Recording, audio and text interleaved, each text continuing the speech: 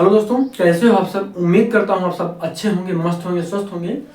यहाँ पर आज हम औसत से संबंधित एक प्रश्न की बात करने वाले हैं। इस प्रश्न को हम कैसे हल करेंगे, यहाँ पर 4 विकल्प भी आपको दिए गए हैं। इसका आंसर क्या होगा, औसत से संबंधित प्रश्न है और ये सहायक अध्यापक भर्ती परीक्षा 2019 में पूछा गया था। तो चलिए हम शुरुआत करते हैं, किस तरीके से इसको हम हल करेंगे ये देखते हैं। अगर आप चैनल पर नए हैं तो सब्सक्राइब जरूर करिएगा। देखिए, पहले हम ध्यान से प्रश्न को पढ़ते हैं। प्रथम 9 प्राकृतिक अभाज्य संख्याओं का औसत है 9, 10, 11 सही 2/9 या फिर 11 सही 1/9।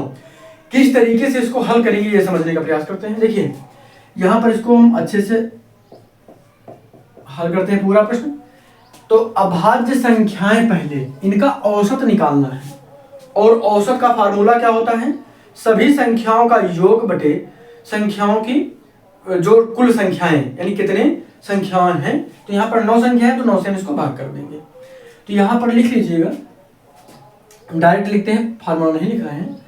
तो यहाँ पर कितनी अभाज्य है, 9 अभाज्य संख्याएं। अभाज्य संख्याएं क्या होती हैं ये भी आप समझ लीजिए। तो अभाज्य संख्याएं वे संख्याएं होती हैं, अभाज्य संख्याएं वे संख्याएं होती हैं जो एक और स्वयं के अलावा किसी भी संख्या से पूर्णतः विभाजित नहीं होती। इनको इंग्लिश में प्राइम नंबर्स कहा जाता है। अभाज्य संख्याओं को प्राइम नंबर्स इंग्लिश में कहा जाता है, ध्यान रखिएगा। तुम यहाँ पर देखते हैं तो यहाँ पर 9 प्राकृतिक संख्याएं हैं। तो जितनी प्राकृतिक संख्याएं लिख लीजिए।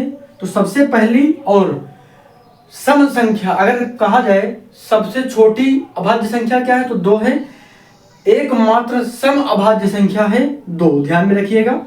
यहाँ पर उसके बाद 3 अभाज्य है, 5 अभाज्य है, 7 अभाज्य है। इसके बाद 9 नहीं, 9 अभाज्य संख्या नहीं है क्योंकि ये 3 से कट जा रही। 1 से भी कटेगी, 9 से भी कटेगी और 3 से भी कटेगी।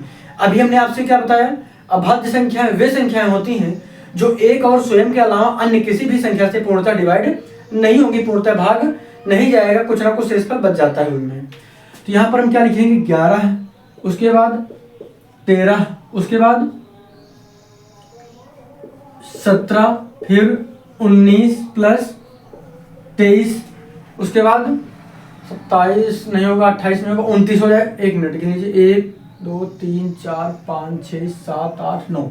तो 9 ही संख्या कहा गया तो 9 ही लिखेंगे, हम आगे नहीं लिखेंगे। अच्छा, 1 से लेकर 100 तक में कितनी अभाज्य संख्याएं होती हैं, यानी अगर कहा जाए 1 से लेकर 100 तक में कितनी अभाज्य संख्याएं होंगी टोटल, तो 25। टोटल कितनी होंगी, 25। इसमें से 24 विषम है, ध्यान रखिएगा, 24 विषम है और एक संख्या क्या है, सम है। क्या है, एक सम संख्या है, क्या है, 2। एकमात्र सम संख्या है जो अभाज्य है 2। ये चीजें याद रखिएगा, इनको हम आगे आपको समझाते रहेंगे। चलिए इनको हम हटाते हैं यहाँ से और आगे देखिए। यहाँ पर आप क्या करिएगा, अब इनको डिवाइड कर दीजिएगा टोटल नंबर से। टोटल जितने नंबर हैं इनसे इनको डिवाइड कर देना है। टोटल कितने हैं, 9 हैं, तो 9 से हम इसको भाग कर देंगे। कर लीजिए इसको। अब इनको जोड़ लीजिए। जोड़ेंगे कैसे, यहां से जोड़िएगा, 9 और 2 कितना होता है, 9 2 12 हो जाएगा। 12 7 19, 19 और 3 22, 22 1 23, 23 7 30, 30 5 35 और 38, 38 2 40 का 0 का एरिया है 4। उसके बाद ये वाले अंक जोड़ेंगे, 2 1 3 1 4 1 5 और 1 6, 6 4 10, ठीक है। और बटे में कितना हो गया, 9, ठीक है। अब इसको भाग कर दीजिए। अगर इस रूप में प्रश्न पूछा जाता, विकल्प होता तो हम यही टिक कर देते, लेकिन यहां पर अभी ये इस रूप में आंसर नहीं पूछा गया। तो आंसर के रूप में इसको लिखिए, जब 9 से नीचे वाली संख्या से ऊपर वाली संख्या को भाग कर दीजिए। ऊपर हमारे अंश होता है और नीचे हर होता है, तो हर से हम भाग कर देंगे। 100 को पूरा लिख लीजिएगा, 9 कम 9, फिर 1 बचा, 0 उतारे, 9 कम 9, फिर 1 बचा, ठीक है। अब इसको लिखने का तरीका सीख लीजिए। तो यहां पर हम इसको लिखेंगे 11 सही 1/9। जो भागफल आता है उसको पूर्णांक के रूप में लिखते हैं, ये मिश्र भिन्न कहलाता है। ठीक है, ये ध्यान में रखिएगा। ये मिश्र भिन्न होता है जहां पर एक पूर्णांक और एक उचित भिन्न होता है। उचित भिन्न क्या होता है? जिसमें अंश छोटा होता है और हर बड़ा होता है। अनुचित भिन्न क्या होता है? जिसमें ये अनुचित भिन्न हो जाएगा। यानी जहां पर अंश बड़ा होगा, हर छोटा होगा, वो अनुचित भिन्न होगा, और जहां पर अंश छोटा होगा, हर बड़ा होगा, वो उचित है। फिर से समझिए, जहां पर अंश बड़ा हो जाएगा और हर छोटा हो जाएगा, वो अनुचित होगा, और उचित क्या होगा? जिसमें अंश छोटा रहेगा और हर बड़ा रहेगा, ये उचित है। उसके साथ अगर पूर्णांक लग गया तो ये मिश्र भिन्न हो जाता है। ठीक है, तो ये हम इस रूप में लिखेंगे। तो ये पूर्णांक हमारा यहाँ रहेगा, और यानी भागफल लिखेंगे। उसके बाद जो शेषफल बचता है उसको ऊपर लिखेंगे, और बटे में फिर से वही रहेगा। इसको फिर से लिखेंगे तो 11 9 99, और एक जुड़ जाएगा 100/9। तो 100/9 फिर से वहीं पहुंच जाएंगे, यानी हमारा आंसर सही है। तो हमारा कौन सा विकल्प सही हो जाएगा? ऑप्शन डी हमारा सही हो जाएगा। क्लियर हो गया? तो हमारा विकल्प सही है ऑप्शन डी। क्लियर है? तो इस तरीके से औसत के जो भी प्रश्न हैं कवर हो जाएंगे।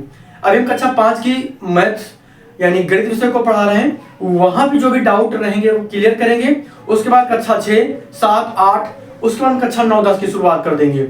तो हम जुलाई से टारगेट करके चल रहे हैं कि जुलाई में हमारी कक्षा 9 की शुरुआत हो जाएगी। कक्षा 9 गणित की शुरुआत कर देंगे, साथ में हम विज्ञान को भी बढ़िया से पढ़ेंगे, समझेंगे। तो चीजों को अच्छे से समझिए। बाकी हम ग्रामर विषय को भी शुरुआत करने का प्लान चल रहा है, क्योंकि देखिए हम पहले सोच रहे हैं कि गणित विषय को बढ़िया से कवर कर लिया जाए। जो भी आपके डाउट रहेंगे हम हर संडे को कवर करवा देंगे। जो भी डाउट रहे, कोई भी दिक्कत है किसी भी प्रश्न को लेकर, तो बता दीजिएगा, कमेंट कर दीजिएगा, हम आपको बता देंगे सैटरडे को, और संडे को वो वीडियो आपको मिल जाएगा। तो उम्मीद करता हूँ ये चीजें आपकी समझ में आ रही। निरंतर आपको वीडियो मिलते रहेंगे। जो भी कॉम्पिटिटिव एग्जाम है, यूपी टेट सी टेट, जहां पे भी प्रश्न पूछे जा रहे हैं, किस तरीके से उन प्रश्नों को हल किया गया है, इन चीजों को हम आपको समझाते रहेंगे। कोई भी डाउट है तो जरूर बताइएगा। चलिए मिलते हैं कल एक नए प्रश्न के साथ, नए टॉपिक के साथ। सब्सक्राइब जरूर करिएगा। धन्यवाद।